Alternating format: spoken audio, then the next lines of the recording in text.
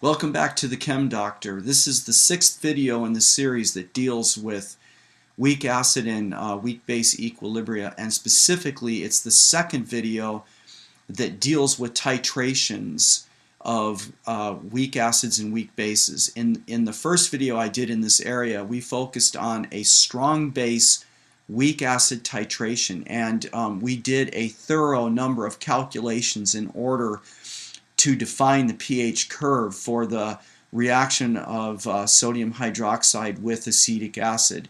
Now what we're going to do in this video is we're going to turn the tables, and we're going to look at a titration using a strong acid, hydrochloric acid, with a weak base ammonia to undergo a neutralization reaction, which is going to produce the conjugate acid of the weak base ammonium and the neutral anion chloride. Now, the thing to remember about this is that these kinds of processes require two calculations.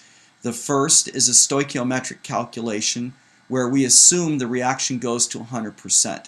The idea behind this is that if I direct your vision down to the left side of my screen here, where I've got a schematic of the titration setup, we've got 0.1 molar hydrochloric acid in the burette, alright, and we have 20 milliliters of 0.1 molar ammonia in the collection flask, and probably somewhere around between 4 to 5 drops of a color indicator like methyl red, which is going to take us to our end point that I'm abbreviating here.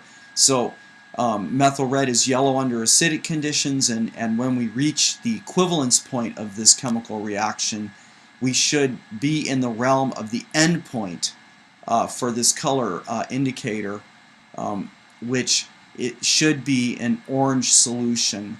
And then to finish, the methyl red is red under basic conditions, which would be well beyond the end point or the equivalence point of this reaction. So coming back to the matter at hand, my point is that as we begin the titration and we start dripping hydrochloric acid into the solution of ammonia, the reaction between the HCl and the ammonia is stoichiometric. And what I mean by that is that the reaction goes to 100%, so that this is not an equilibrium reaction. However, once the stoichiometric reaction is done with, then we have an equilibrium reaction that takes over, and the relationship between the ammonia and the ammonium becomes important. Now what we're going to do to define the shape of this curve, and you can already see I've established the pH curve for this titration in advance, because we're not going to literally, like in the last video, do every single calculation.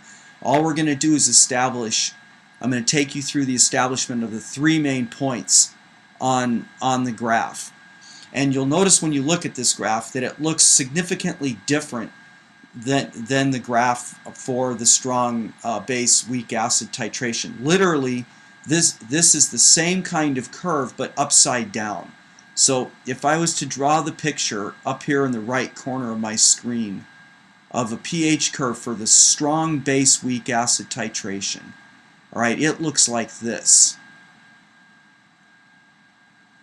Alright, and so if you stare at this for a minute, you can see what I'm talking about. If you literally take this curve and flip it upside down, then you get the pH curve for the reaction for the titration of a strong acid with a weak base. Alright, now let's go ahead and establish the points. So what I want to do first is I want to know what the pH of the solution is going to be before we add any hydrochloric acid.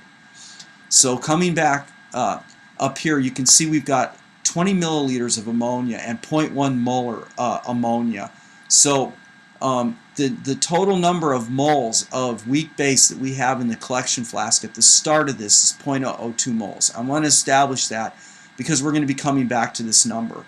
Now, since we haven't added any hydrochloric acid, then to establish the initial pH of the collection flask, all we have to do is take into consideration the following equilibrium, where we have a weak base equilibrium plus water to form ammonium plus hydroxide.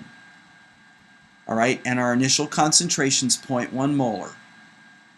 0 of this and 0 of that. Now I'm going to go ahead, okay, and then as this thing shifts to equilibrium, this is going to be 0.1 molar minus x. We have x and we have x. Now I'm going to go ahead and neglect my x right out of the gate, so this is going to be x squared over 0.1 molar. And this will be equal to the Kb for this particular weak base, which is 1.76 times 10 to the minus fifth.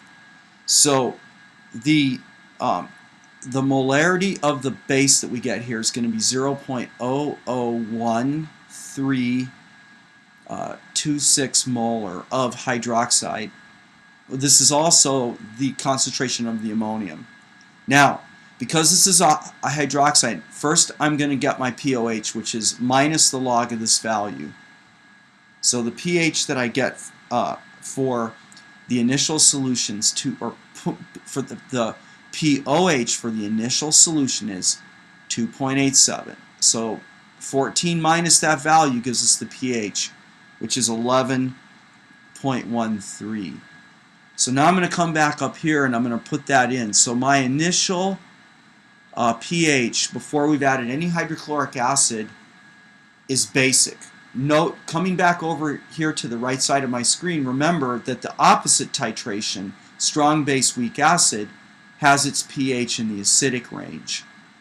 All right, I think it was somewhere around 2.87.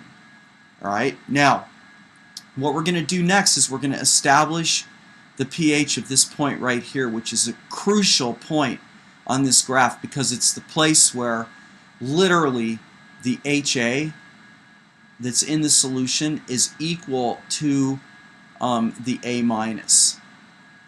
All right, so how do we get there? All right, so we're going to add 10 milliliters of the 0.1 molar solution of hydrochloric acid because that gives us a value of 0.001 moles of hydrochloric acid, and you see that that number is exactly half of this one. So this guy here is going to be reduced to half. To half of its original moles. And the reduction of this, all right, sorry about that. Okay, so this is going to be reduced to 0.001 moles. Similarly, the ammonium will gain by the same amount. So now what we have in solution, after we have added enough hydrochloric acid to react with half of the original ammonia, which produces now half that quantity, we've generated the same amount of moles in the ammonium. So when we figure out the concentration of these two values, the concentration is going to be the same. So now if we set this up, we have added 10 mils of the hydrochloric acid to an original solution that was at 20. So you're going to be dividing both of these mole amounts by literally 0.03 liters or 30 milliliters. So 0.03 liters. So the new concentration is going to be 0.333 molar for both the conjugate acid and the weak base. So now when we take a look at our expression here, we're going to have A minus is in equilibrium with the HA going to OH minus. Notice that we now have concentrations of both of the A minus and the HA that are the same. Whereas our OH minus before we reach equilibrium is 0. So then this is going to be minus X, this will be plus X, and the hydroxide will be X. So when we set up our equilibrium relationship, neglecting the X and the sums, then it will be X times 0.0333 molar over 0.0333 molar, and this whole thing will be equal to my equilibrium constant, which is 1.76 times 10 to the minus fifth. So my X value like in the subsequent problem, is equal directly to the equilibrium constant, or the Kb, as it were, in this reaction. And this is also the hydroxide. Now, again, if I take minus the log of both sides of my reaction, my POH is going to be equal to 4.75. All right, now taking 14 and subtracting that value, then the pH is going to be equal to 9.25. So that defines this point on the scale. So this is going to be on the pH graph here. So this is going to be 9.25. And that gets us basically to this point. All right, and this is the place where the POH is equal to pKb. It's also the place where the pH is equal to the pKa, and I'll let you confirm that on your own. So remember from the last video that dealt with this, this region in here is what we call a buffer. And a buffer is a solution that can resist changes in pH when small amounts of H+ or OH- are added to that solution. A buffer is defined as a solution that contains quantitative amounts of both HA and A-, which is the situation that you have when you undergo a strong acid weak base titration or a strong base weak acid titration. Both of these have buffer regions within their pH curves. All right, now the last thing I want to do is show how we get this last point here. So we continue to add hydrochloric acid, and you can see, because we have a 0.1 molar solution, that if we add 20 milliliters of 0.1 molar HCl, that's the same as saying that we've inputted 0.002 moles of H+ into the reaction, which is equimolar with the original amount of moles of the base that we had in the reaction.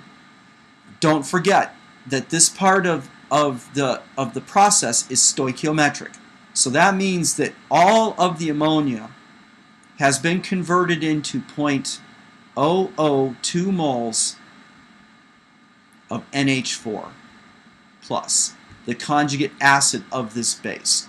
So to find the pH of this point, and this point, because we have added, with the 20 mLs of the 0.1 molar HCl, we have added an equivalent amount of acid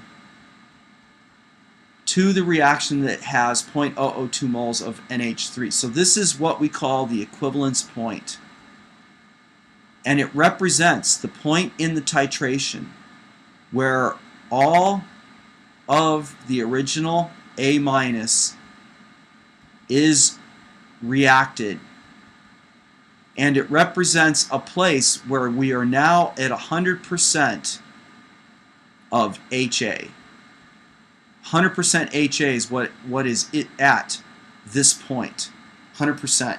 So to find the pH of this point, we now have a new equilibrium equation to write. It's going to be the conjugate acid going to the base, the weak base, plus H3O+.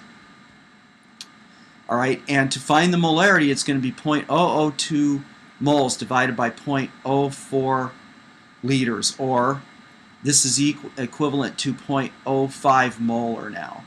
So we have a 0.05 molar solution of ammonium. All right, 0 of the base, 0 of the H3O+. When we come to equilibrium, this is going to be minus X, X, and X. So I'll go ahead and write my equilibrium expression. I'm going to neglect the X, so it's going to be X squared over 0.05, which is equal to, now we need the Ka for this, all right, which I have displayed at the top of the screen here. So the Ka is 5.68 times 10 to the minus 10th.